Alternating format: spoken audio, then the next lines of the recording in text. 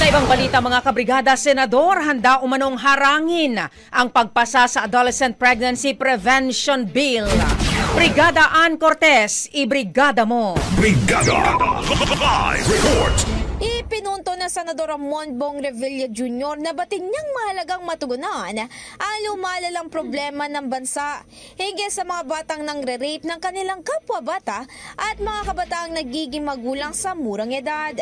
Ngunit sa kabilangan nito, iginit ng senador na ayaw niyang magsulong ng mala-pervert at vulgar na konsepto ng sex education sa Pilipinas.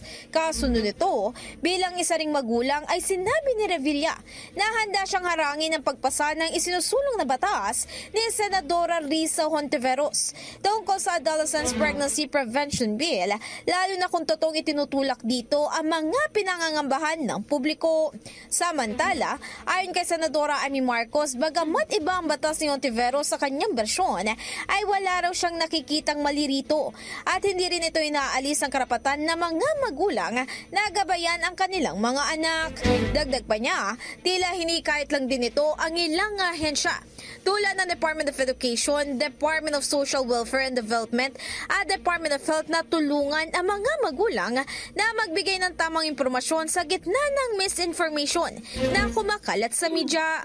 Maaalala, sina Revilla at Marcos ay kabilang sa listahan ng autor ng Senate Bill No. 1979 na siyang kasalukuyang binabatikos ng family right group na Project Dalisay.